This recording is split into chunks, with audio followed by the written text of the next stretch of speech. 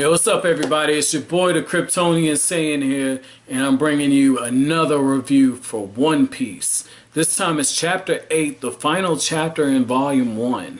And boy, was this a great way to end the volume. Because there's going to be a huge showdown between two devil fruit eaters. Or devil fruit users. I'm going to say devil fruit users, because each of those fruits has a different power. So this is going to, wow, I can't wait to see Luffy versus Captain Buggy. Buggy, wow. But yeah, anyway, man, so the chapter starts off with Luffy and Zoro talking, and, Zoro's poking fun at Luffy, and he's just like, how can you be a pirate and be the greatest pirate and you don't know how to navigate? And Luffy's like, I just drift around, it works out. What about you? And Zoro basically says, like, man, I never called myself the greatest pirate hunter or this big demon and all this other stuff. Like, basically, I was out at sea, I was chasing a pirate, and I need to earn a living. So what I decided to do is just start hunting pirates. And Luffy basically says, like, oh, you were lost too. And Zoro makes a face and he's just like, don't you say that. Because it's like, Luffy got him. Like, you gotta watch guys like that. And I'm gonna use another fairy tale thing. I'm gonna borrow from one of my fairy tale reviews. Like, one of the things I love about Happy is that, like, if you don't watch it around Happy, Happy's gonna say something smart and he's gonna get your ass when you least expect. That's what Luffy did. Luffy got his ass good, man. That was pretty funny. But basically, they fall out and they're like, I'm starving, and Luffy's like, I need a navigator, but I also need a musician and a cook. And then, like, Zoro's like, one step at a time, dude. One step at a time. And that's when they're looking up, they see this bird, and Luffy's like, man, that's a big-ass bird. That would make for a nice meal. And Zoro's like, how are we going to catch it? And Luffy says, leave it to me. And those are probably 4 words that Zoro probably never needs to hear again. Don't leave anything to Luffy. Because Luffy stretches his arms out to catch the bird, but the bird ends up catching Luffy. And Zoro's like, oh my god, what are you doing? And now he's got to row frantically in order to catch up to him, right?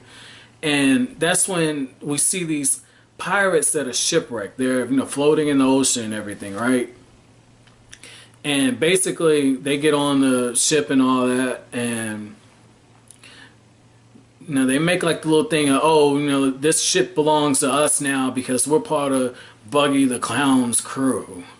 And Zoro basically, threatens them, and I think they recognize him. But basically, Zoro's looking, he's like, well, how did you guys get, stranded in the first place if you're part of a crew? And they say, oh, thank you for reminding us, we'll tell you. These are some of the most politest ass pirates I've ever seen. Like, I can understand how the girl tricked them, but they're having a regular conversation with Zoro, which is why I'm saying, like, okay, it's the name. It's gotta be the name. Like, I've never seen more polite pirates. Basically, they just, took over a ship with just the 3 of them, which is odd, but okay. The 3 of them take over a ship, and it's a huge ship. How the fuck they get a ship like that? I'm just going to suspend disbelief at this point. I'm just going to suspend disbelief. They took over a ship with, and got rid of the people, took the gold and everything. And they see this, young girl, and she's got one hand in the water, and she's, about to pass out, right? Or appears to be.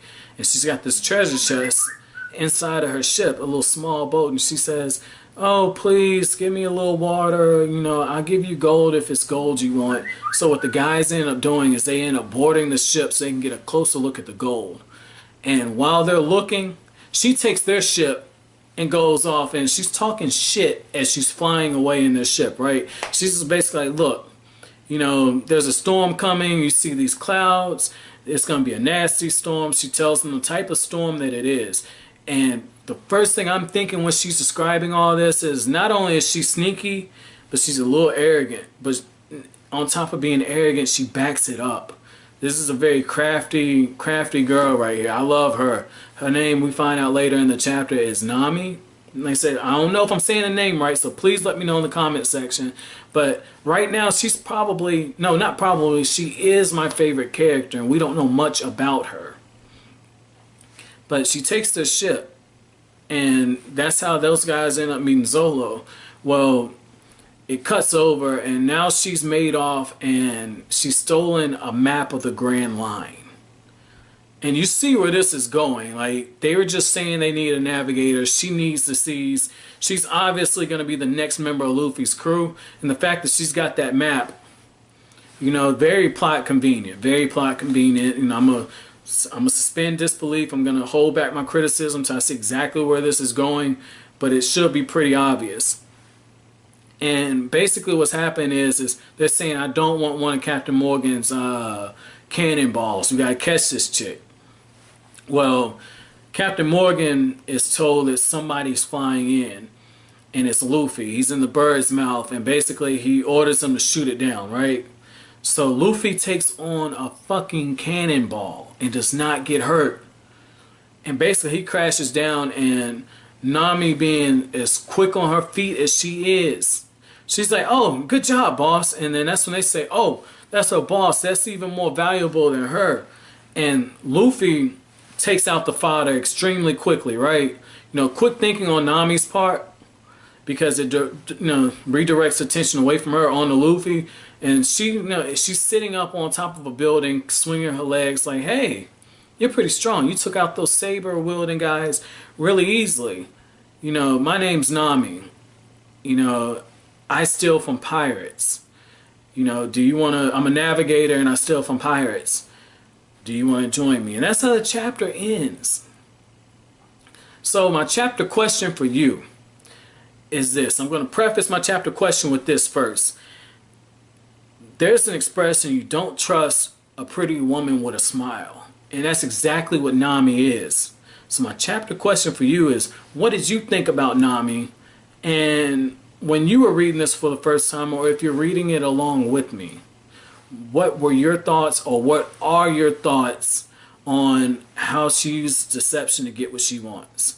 I personally enjoy it because I love well-written and strong female characters, and it looks like she has a lot of potential. I'm really hoping Oda, you know, capitalizes on it. I hope she's not here for fan service like what I've seen with some of the women in Fairy Tail. But man, that's it for this chapter though. If you liked anything I had to say, make sure you